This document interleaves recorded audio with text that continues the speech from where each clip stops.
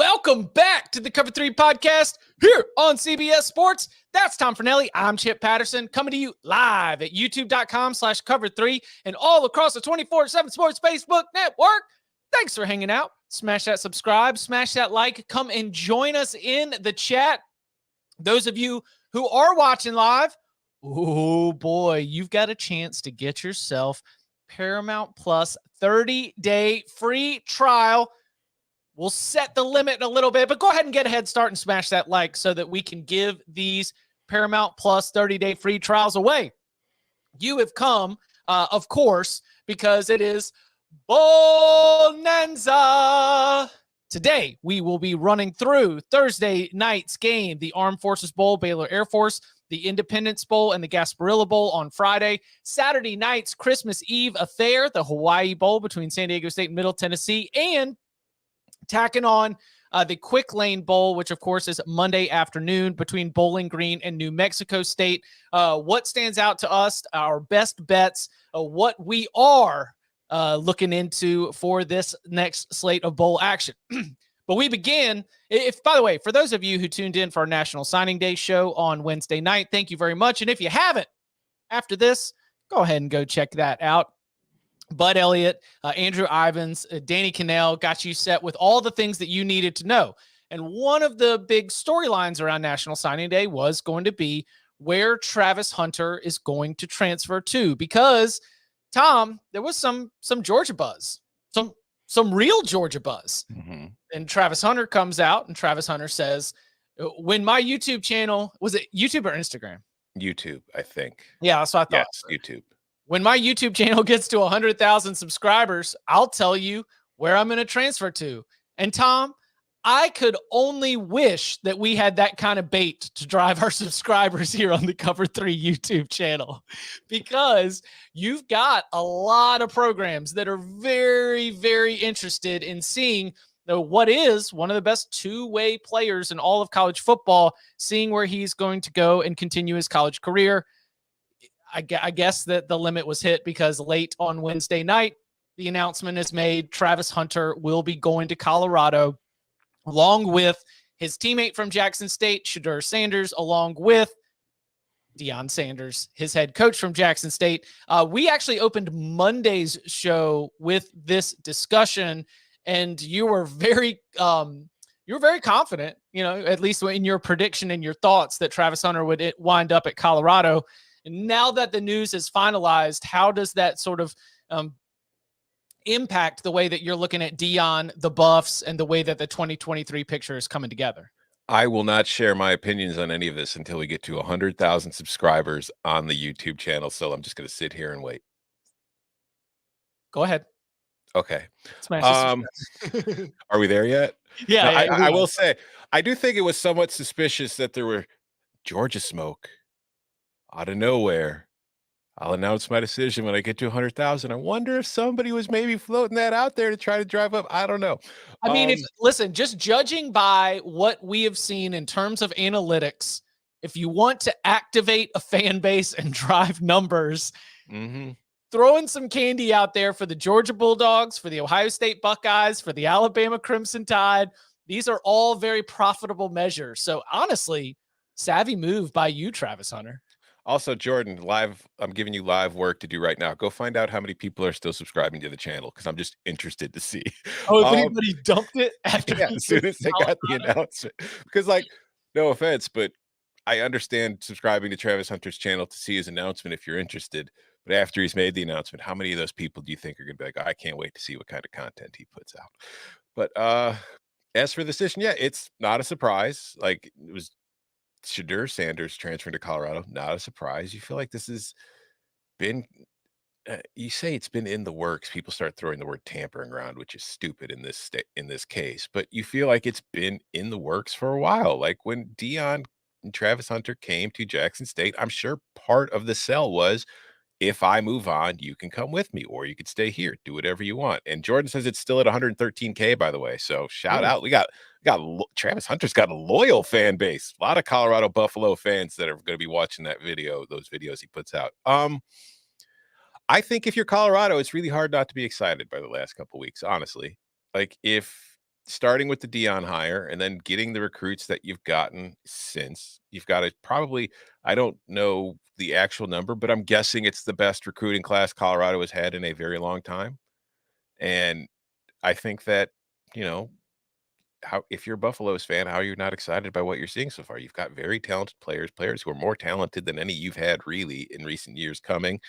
You've got, you know, Travis Hunter, the number one recruit in the nation last year, who is not just a good player, but he's an exciting player who plays two ways. So he gives you like kind of a, I don't know, like a selling point, just something interesting and fun to watch for the team. Because even if they're not, like you said, you think Colorado's going to be going to a bowl next year. You feel like at a minimum they're getting to 6 wins, and I'm probably there with you. But 6-6, 7-5 is still somewhat mediocre-ish, even if it's an improvement. But at least having a guy like Hunter on your team is just an excitement level. So even in the games you're losing, because you're not Oregon, which by the way, I'm decommitting from the Cover 3 podcast and committing to Oregon, just like everybody else. And then, but you got Oregon, you've got Washington, you've got USC, you've got a lot of really good programs that Colorado is going to need a lot more than one class to catch up to. So you've got a certain limit on what you can do right away. But just right now, there's a lot of things to be excited about and a lot of reasons to be looking forward to the next year's football team, which, because even when they were good in 2020, it's not like Colorado fans were expecting that. That kind of came out of nowhere, the COVID year, crazy. So when was the last time a Colorado fan went into the offseason excited about what was coming on to the next year? Like thinking of, oh my God, what might we be able to do next season? I would say that even the Pac-12 South title that Mike McIntyre got, maybe there was some buzz just because you knew you were returning so many starters on both sides of the ball. But then after that Pac-12 South title, you're not super excited because you knew everybody was just going out the door. Yeah. You were doing an entire roster overhaul, and then we had scandal within the program. Then we had to move on from Mike McIntyre. And so, yeah, to your point, in the 2021 cycle, that Colorado recruiting class ranked number 65. In the 2022 cycle, that recruiting class ranked number 58 in the country. Currently, with only 6 signed letters of intent, they are number 29 in the country. Now, across the entire Pac-12, that is not anywhere near the top, where, as you mentioned, the Oregon Ducks have been one of the massive stories of National Signing Day. And as we're here talking live, by the way, some buzz here that 5-star defensive back Peyton Bowen, who flipped from Notre Dame to Oregon, might be flipping from Oregon to Oklahoma at the end of the day on Wednesday. Oregon had not been able to confirm that they had received his papers. And Rivals is reporting, as I'm looking at our workroom right now for college football at CBSSports.com, there's a keep an eye on this kid. So listen, whether everybody should keep an eye on him because he keeps moving. Yeah, like, so either way, Oregon, a massive winner on the national scale. Travis Hunter going to Colorado, and like some of the Colorado was able to get, in my eyes, some of these, high 3-star guys that were committed to other Pac-12 schools, were committed elsewhere, and be able to flip them. And so it's a quality play for Deion Sanders. And yes, Travis Hunter not going to Colorado would have been a disappointment. Travis Hunter going to Colorado continues to build some of that momentum. And I wouldn't be surprised to see the Buffs, continue to improve on that recruiting class and be in the mix for some of the top available prospects as we look ahead to the second signing day ahead in February. What do you think the odds are that Colorado gets like that Sunday night game or the Labor Day game on the opening weekend? Like, who are they playing in week 1? Like, I have a feeling that's going to get, Isn't it TCU?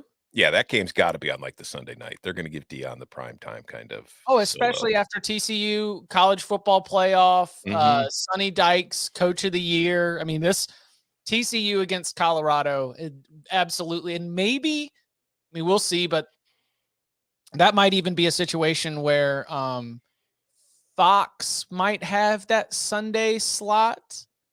I don't know, because there's not any NFL then. And so if you're able to take over that Sunday night with Prime's debut at TCU, oh man, we'll live blog it. Heck, we might do an instant reaction podcast. You joke. Like, we might to one game just because it's going to demand so much attention. Okay, so Travis Hunter, obviously one of the most significant stories. He was the top-ranked player in the transfer portal. We also have had some other portal movement since the last time we really sat down to break this down.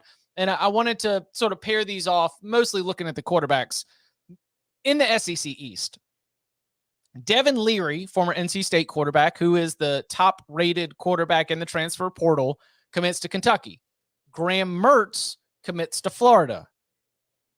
Do you think they're both starting for their respective programs in 2023? I think Devin Leary is. I think Devin Leary is too.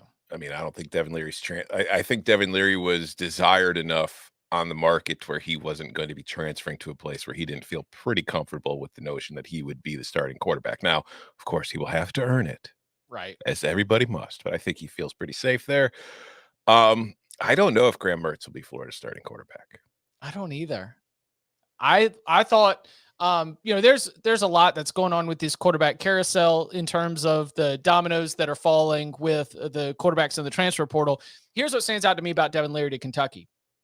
It has not been confirmed or finalized, but the buzz is there, and it has been reported from the NFL side and the college side that Liam Cohen is coming back to Kentucky. Mm-hmm. Liam Cohen, who was with the Rams for a while, in one season. This is Kentucky. Here's the chart. Kentucky's number 13 or 14 in most offensive categories in 2020. In 2022, Kentucky is number 13 or 14 in most offensive categories. And then in 2021, there's this spike. And it just happens to fall in line with Liam Cohen's arrival. And a lot of the buzz around Will Levis coming into this season was thanks to an offense that was guided by Liam Cohen. He goes back. He's the offensive coordinator with the Rams. Reports indicating he might be coming back. To me, that is why a Kentucky fan should be excited, because Devin Leary, in the only season when he has been able to start every single game, had 35 touchdowns to 5 interceptions with 3,400 passing yards. And the group of wide receivers and skill position players that NC State has had are very good. You might see Zonovan Knight, a.k.a. Bam Knight, is playing with the Jets right now. But for the most part, it's not like he had elite skill position players around him. That is a quarterback that is able to look at a defense, see where the ball needs to go, and most importantly, take care of the ball, make good decisions. Again, only one season in his college career has he been able to start every single game. He had 35 touchdowns to 5 interceptions, 3,400 passing yards. I mean, he's not as toolsy as Will Levis. He doesn't have like all the physical attributes of Will Levis. He's a better quarterback, though. Yeah, in terms of what we've seen, I think he's a better quarterback. So you're upgrading your offensive coordinator, you're upgrading your quarterback. I think that if you're Kentucky, you've got to be excited about Leary's arrival. You do, but I think the key thing you've said is in the one season he was able to stay healthy. Mm-hmm. He's had problems staying healthy. I don't know what the case is for sure, but I don't think he's going to be available to practice with the team in the spring. I don't think he's going to be able to really get with them until the summer, which I think probably limited his choices to a certain extent at some schools who were maybe interested, but probably wanted him there in the spring.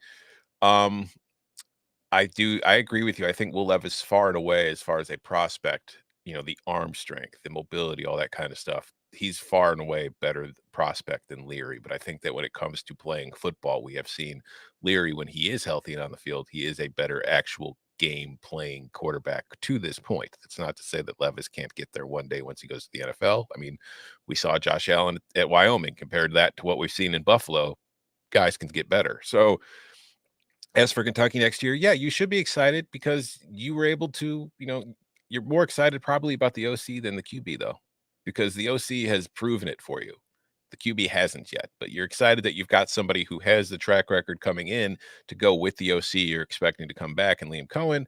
And you've got reason to think that next year's offense is going to be a lot better than this year's was. But I don't care who the offensive coordinator is. If that offensive line isn't better next year, it ain't going to mean a damn thing, because you still have to go against SEC defensive fronts. And that offensive line this year was not equipped to handle most of the defensive fronts we saw during the season, which is what killed it. So that's something I think I need a Kentucky fan I've got some experience with some young guys this season. Hopefully they're improved. I'm also maybe, in the portal looking for some upgrades.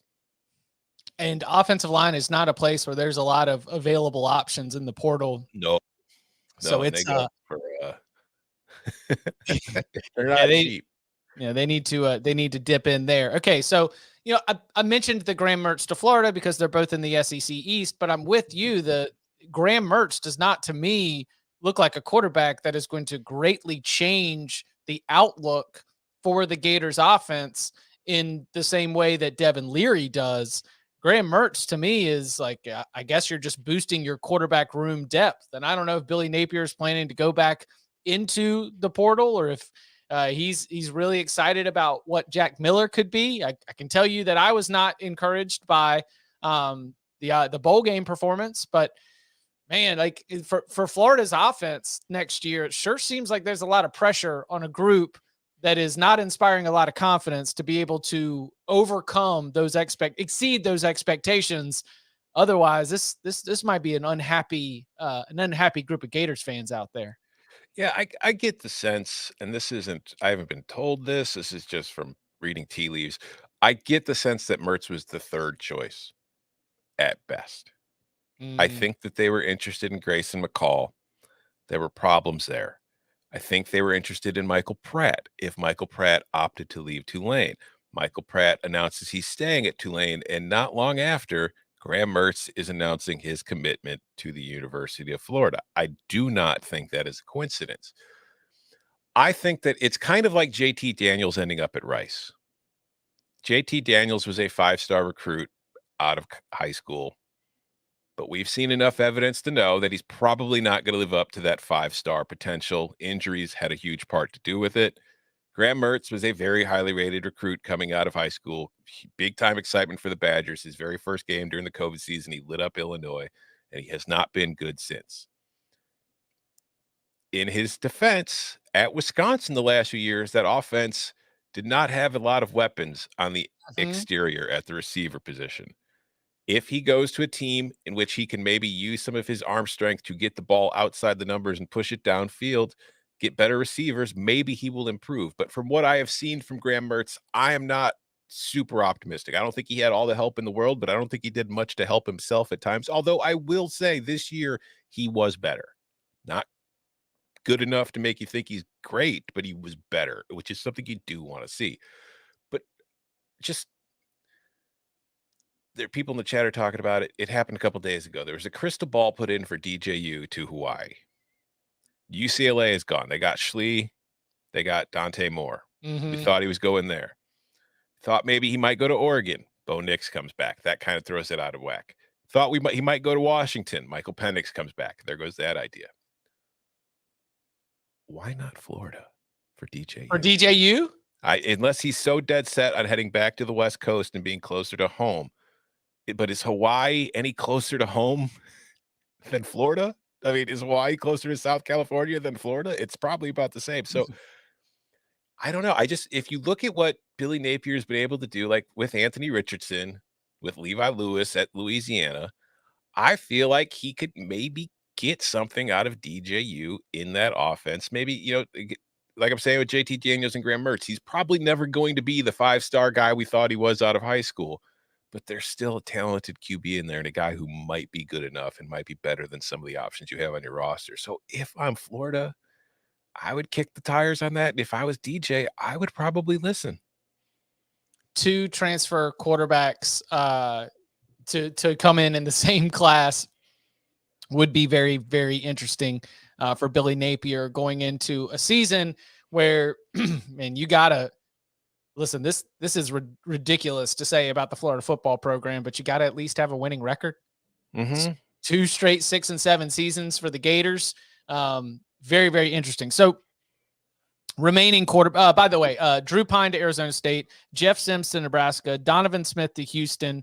Any of those movements, generate any thoughts or, have you jotting down a note for 2023? Drew Pine is better than Notre Dame fans want to admit. If you look at some of I think he finished 20th nationally in passing efficiency, which again isn't great, but it's much better than Notre Dame fans pretend it is. And I understand that, Michael Mayer was a very good player. And he's a guy he threw to more often than not, but that's because that was his only option. Notre Dame had no receivers. Mm-hmm. He's going to go to Arizona State. And Kenny Dillingham, we saw what he was able to do with Bo Nix. Now, I don't think Drew Pine is as talented as Bo Nix, but I do think that he's putting together a pretty interesting roster down there. I won't be surprised if Drew Pine does very well for Arizona State next year. Maybe not like, all conference kind of well, but I think that he's going to be a pretty good player for the Sun Devils, and Notre Dame fans might have to be like, oh, okay, maybe it was just our offense that sucked. And then on that, Notre Dame, you got to think is a player for one of the remaining quarterbacks. Auburn, you got to think, oh, you don't? No, I do. Well, again, this is all speculation. I don't think Notre Dame's quarterback is in the portal yet. I think he's got a bowl game left to play. And he has announced that it will be his last game for this school, where he leads the school. He's the all-time leading passer and touchdown passer in school history. And he's already said he will not be back at this school next year. Oh. That's my theory. Like we might be picking that bowl game later on in the show? Mm-hmm. Okay. I mean, that'd be great. Could be. Or, I think that's an option for them. I think they're still in play for Hudson Card. I think that, Notre Dame we're going to see some movement here, especially now that signing day. I think once Friday hits and the period wraps up and everything's kind of in place, we're going to start seeing a lot more movement. Yeah, the portal window, by the way, extends until January 18th. So we have a lot of time left on that. But there are only so many Power 5 spots left open for the quarterbacks looking for them. Grayson McCall, Hudson Card, DJU, Brennan Armstrong, Luke Altmaier among the highest rated quarterbacks that are still available. Well, Tom just teased it right there. Maybe there's a bowl game with a quarterback who's not in the portal yet, who could be soon. Does that impact our picks?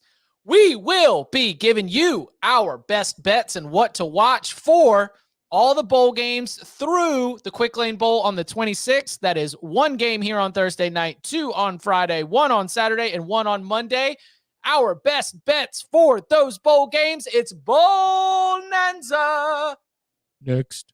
Huddle up, NFL fans. It's almost Nickmas. Merry Nickmas. Nickelodeon and the NFL are teaming up for the ultimate holiday gift. The Nickelodeon NFL Nickmas game. I got 3 words for you. Broncos, Rams, and Santa. Ho, ho, ho. This is going to be the best Christmas ever. It's the Denver Broncos taking on the Los Angeles Rams in the Nickelodeon NFL Nickmas game. Christmas Day at 4:30 Eastern, 1:30 Pacific. Only on Nickelodeon. Broncos and Rams. You don't even have to bring your own slime. They bring it themselves. If there was ever a game meant for the Nickelodeon treatment, it is definitely this year's Broncos versus this year's Rams, because, man, we need something to make that game interesting. I watched it last year. Oh, yeah. When you score a touchdown and the slime just shoots up out of the corners of the end zone. Slime cannons, yep. I'm into the slime cannons. So again, those of you who are watching here on youtube.com/cover3, you got to see the promo for, yes, Christmas Day. Broncos and Rams will be on Nickelodeon in addition to CBS, right? Dual broadcast. Okay. No, the only way you get to watch it is to go to Nickelodeon. I would watch the Nickelodeon broadcast of that game. Yes. Yeah. Well, I'll put it on. I'll see. Last year I put it on and Punt was like, this isn't like the football we watch normally. What's up? Punt's a traditionalist. Punt's a traditionalist. Punt is not in favor of college football playoff expansion. Punt's a good kid. Good egg. Yeah. All right, let's get BOWLNANZA rolling. We begin with Thursday night's game between Baylor and Air Force. It is the Armed Forces Bowl. It is going to be in TCU Stadium. Awkward. I guess for Baylor fans, you know how to get there, but still, you're playing in your rival stadium. Weather not supposed to be great. Baylor favored by 3.5, over under of 43.5. What stands out to you about this game? how much line movement there's been. 5.5 down to 3.5, right? 6.5 is where it started. 6.5. So we've lost a field goal. The total opened at 49.5. It's down to 43.5. I liked Air Force a lot better before it got down to 3.5. But I will say I saw the trend this morning. I think it was from Alex Kirshner from Split Zone Duo who brought it up on Twitter. Like service academies are 7-1 against the spread the last few years against like Power 5 teams. So that's something to keep in mind. And also I think that for this game in particular, because it was something I was talking about all season long when we were still like halfway through the year, and I was saying Baylor was not going to get to the Big 12 championship because its defense stunk. Baylor's defense is bad. It's not good at all against the run. Like it's slightly below average-ish against the pass. Against the run, it is dog doo-doo. That's really not a great place to be against Air Force, because That's what I'm saying. Yeah, they will happily run the ball on you, but at the same time, like Air Force's pass defense, like it ranks highly, but go through Air Force's schedule and point out all the great passing offenses it has faced. So I think I took the over. I know the weather's going to be kind of iffy for this one, but I think 43.5 is a little too low because I think Baylor will be able to move the ball through the air, and I think Air Force will be able to move the ball on the ground. I think this could be kind of a low-key fun game that nobody's expecting. Thursday, when we're looking at, even when the sun sets, between 5 and 8 p.m., 19 to 21 mile an hour winds. Yeah. I'm on Air Force. I don't care that the line has moved this much. I think Air Force is going to win the game. I think that the motivation in cold and windy conditions going up against this Air Force quadruple option is, I mean, this is a defense that Dave Aranda fired his mentor. Well, I mean, he only spent 1 year with them, but, you know, like he fired Ron Roberts on December 1st because this was such a leaky defense, particularly against the run. And now you're going up against Air Force and Baylor. I mean, vibe check coming off National Signing Day, not great. I lose Austin Novosad. Not that that should have anything to do with your prediction for this game, but man, I think that Air Force can win this game with the line movement that we've seen so far. Obviously, snap it up now because it might get all the way to something stupid under 3. Mm-hmm. Or if you want to jump in and go like alt line on this and just figure that Air Force is going to make them quit. I don't hate that either, but I think that it's Air Force money line or Air Force at anything over 3 is the play, where the key matchup advantage is that Air Force will be able to move the ball against Baylor.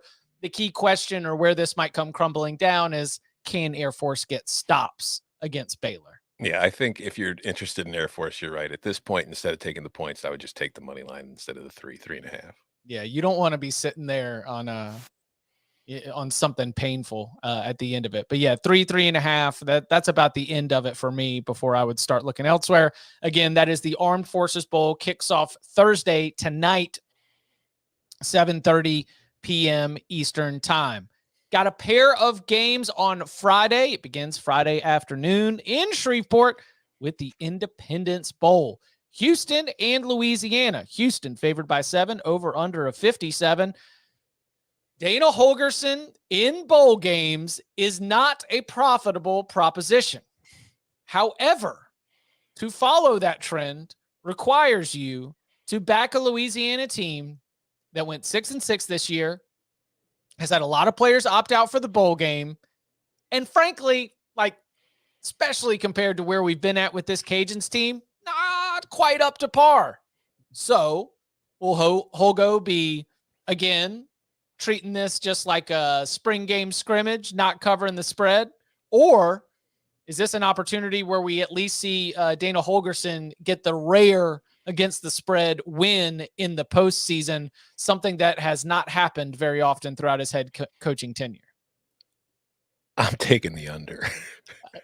I mean, I feel like I'm probably not, I wouldn't bet this game beforehand at all. This is a live betting game to me. Like, I want to see what happens when this one starts to get the vibe check going. But if I'm placing a pregame, I feel like Louisiana, as you mentioned, is not going to be near full strength in this game. I have absolutely no idea what to expect from it. Houston, Dana, as you said, he tends to approach bowl games more, at least he has, for prep for next season than for this season. So, but I don't know, because this should be Clayton Tune's last game. So maybe we might see a situation where Clayton Tune starts and then leaves the game. Or we might see him play the entire game, and we might see them try to run it up because it's his last game and they want to, help maybe get some records or something. I don't know. But I would take Houston to cover if I was betting the spread, but I'm not. I think the under is the smartest thing. But again, this is a live bet game.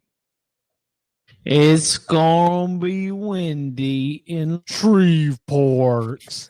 Just It's like always windy in Shreveport. it's Dark gonna gray. be windy in Fort Worth.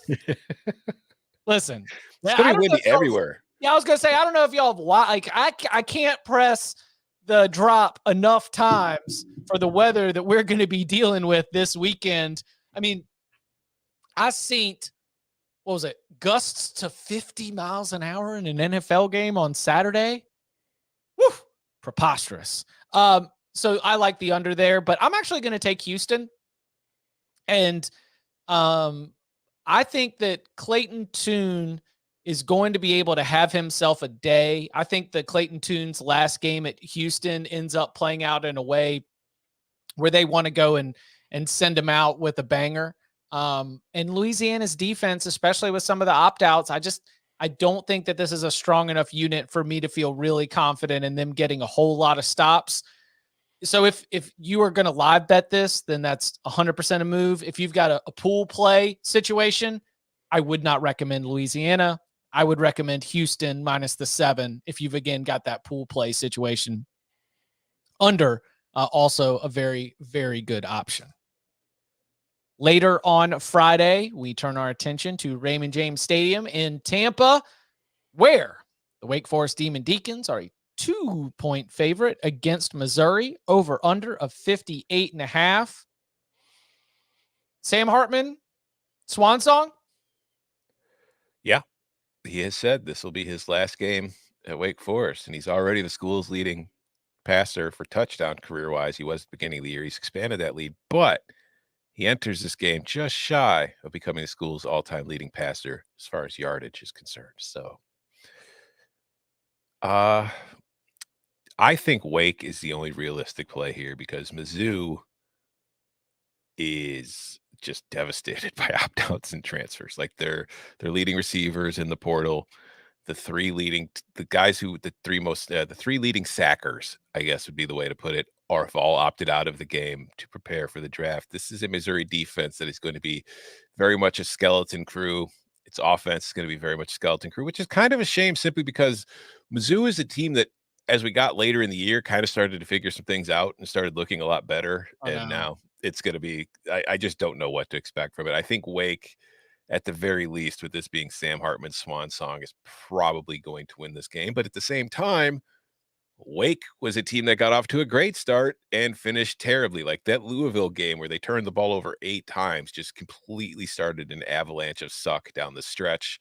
I don't know if they will overcome it. It feels like there's just a weird vibe around that team. So I don't know. But I think Wake Forest is the only side I would want to be on in this game. It would be terrifying to take the under 58.5 with Missouri's defense as it is, with Wake Forest potential to light up the scoreboard, and with Wake Forest defense also being quite leaky.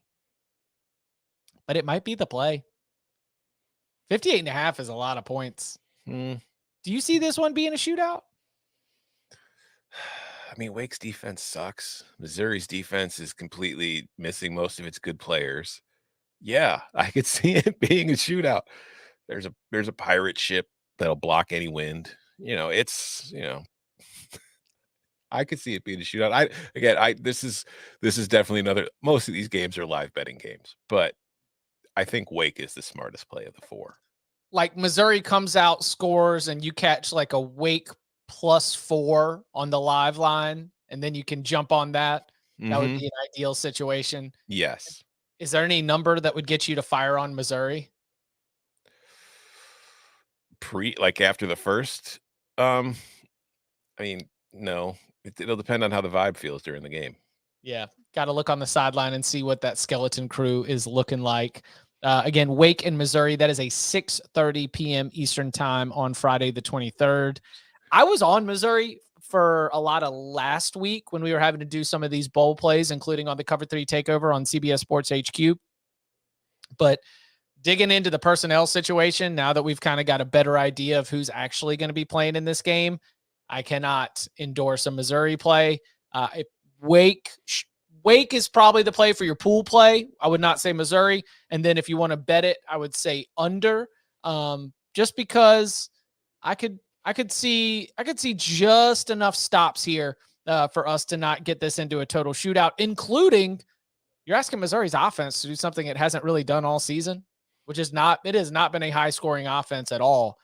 So for me, Wake in your pool plays under, also if you want to tack on a little action on the side. Turning our attention to Christmas Eve. With Mama in her kerchief and I in my cap, I settled down into a comfortable San Diego State under. Yes. Because what else am I going to do with San Diego State and a whole 7 touchdowns on the total? San Diego State favored by 7 against Middle Tennessee, over under a 49. Middle Tennessee hit a lot of overs this season. They showed at times the ability to be very explosive on offense. But if you are new to this program, well, then you need to know something that longtime listeners and members of the Cover 3 community know. San Diego State's defense and the way it handles business, which includes ball control and field position, make the under a very, very profitable proposition. And we consider the fact that we are going to be in Honolulu, that it's going to be Christmas Eve. And man, I could just see this being another game where San Diego State is more than happy to win it 23-17. And if that's the case, I would not be wanting to lay a whole 7 points with San Diego State. I'm very excited to root on this under as I close out Christmas Eve. Yeah, this is like, if you just look at the matchup, Middle Tennessee's offense is not good. And like, it is completely reliant on big plays. If it's not hitting huge plays, it is not doing anything. Like, if you look at the early downs, it is one of the worst offenses in the country in EPA in the early downs. And it's going up against the San Diego State defense that is one of the best early down defenses in the country, which means Middle Tennessee is probably going to be in a lot of 3rd and long situations in this game. And on 3rd and 4th down, Middle Tennessee has not been a very good offense all season long. So I don't know how the Blue Raiders are going to move the ball consistently in this one. They're not. In fact, maybe they'll hit a big play or two and they'll be able to get points out of it. But unless they score on those big plays, I don't know that they'll be able to finish drives against the San Diego State defense that is very good in the red zone. So I think the under is 100% to play here, because San Diego State, on the flip side, offensively, not good itself. And it's not really trying to be. It's trying to win games 13-7. So take the under. Like, they are, I mean, I know that, you know, we've had a transition in our special teams personnel, but they are punt to win. Like, we just want to continue to like tilt the leverage of the field so that you have the longest amount of yards to go. And maybe eventually you'll drop a punt. You know, maybe eventually you'll be so backed up in your own territory that you give us a 40-yard field to try to get down there and then go kick a field goal. The name of the game is all about field position, ball control, and just winning with defense and special teams. Hashtag punt to win. As Matt mentions in the chat, it is a holly jolly under. It is as comfortable as my Christmas jammies. I'm very excited to take this in and close out the 24th. Again, that is an 8 p.m. Eastern time kickoff on Christmas Eve. San Diego State favored by 7, over under a 49. If you do like the under along with us, snap it up now. You don't, I mean, 48.5. Yeah, we got ourselves a key number. Make sure you go ahead and get that. We will be back. Tom and I will be back with you on Monday to break down a kind of loaded Tuesday, the 27th, and some of the early games on Wednesday, the 28th. But on the 26th, we do have an afternoon kickoff. So we want to go ahead and get our thoughts on that. It is the Quick Lane Bowl in Detroit. We've got Bowling Green going up against New Mexico State. New Mexico State bowl eligible. Good work, Jerry Kill. I mean, for real, no jokes here. Jerry Kill got New Mexico State 6-6 in a bowl game. That is fantastic work for the coach in his first year with that program. Bowling Green favored by 3.5 over under a 48.5. What's the play here? Chip, Bud's got monitors all over the place. I've got spreadsheets and they're all on this monitor and I'm looking at them and it's pretty simple. These stats that I have: green is good, white is average, red is bad. Love making it easy like that. All I see is red on both sides for both of these teams. Yes. Just red up and down everywhere you look. Oh wait, no, there's a slightly whitish red, but it's still red. New Mexico State and the points, simply because I think New Mexico State is super happy to be here and they are going to take this game very seriously. I don't know how pumped Bowling Green will be for this game, even though it is its first bowl game in a while, but this is definitely a situation where neither team deserves to be favored. So I am just going to take the dog. I hold your nose and take Bowling Green. Oh, disgusting. Hold your nose and take the team that was not profitable in any situation. They were 4-6-1 against the spread on the season. They were 2-3-1 on the road or in neutral. When they have been favored, which only happened 2 times all year for Scott Loeffler's Falcons. Got to be a program record for most times favored in a season. They failed to cover the spread in both of those situations. Yeah.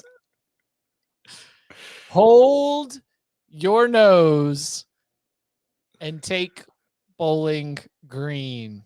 Don't do that. Take New Mexico State. Yuck. Fight.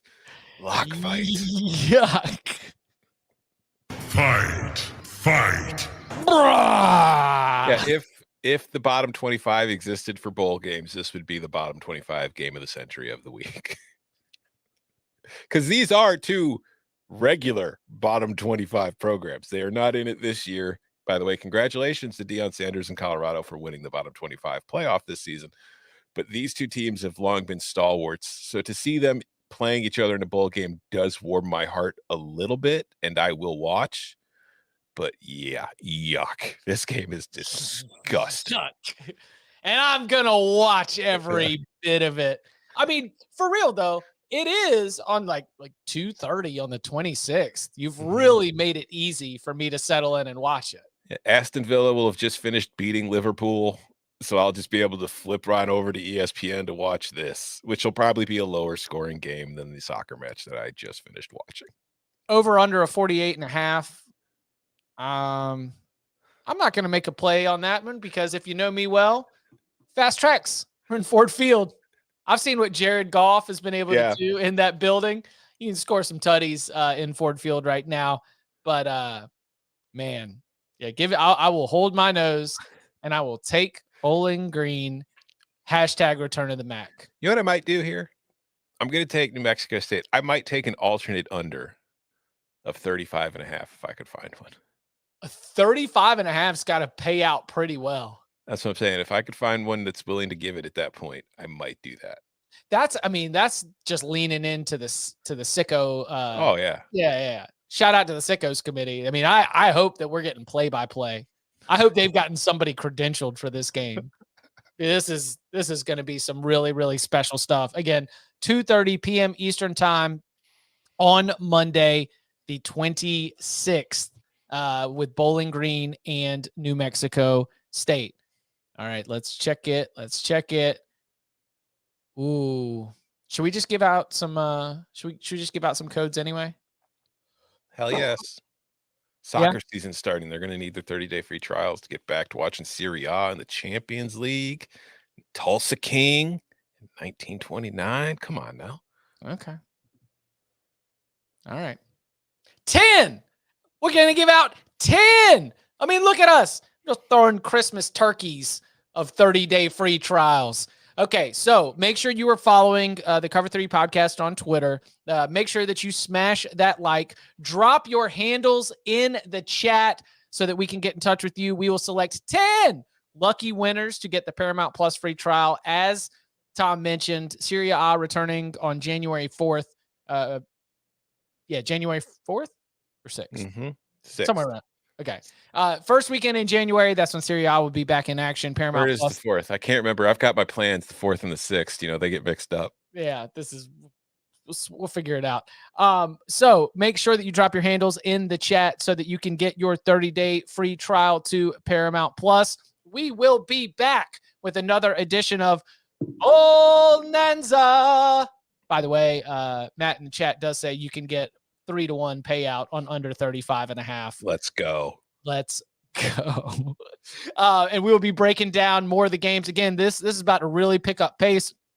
4 games coming on Tuesday, 4 games coming on Wednesday, trio of games on Thursday, and then we are previewing the college football playoff. It always starts with a little bubble, and then it is a roaring boil here in bowl season. So make sure that you are subscribed to the Cover 3 podcast on the audio side, on YouTube as well. Smash the bell for notifications so you know whenever we go live. You can follow him on Twitter at Tom Fernelli. You can follow me at Chip_Patterson. Tom, thank you very much. Thank you.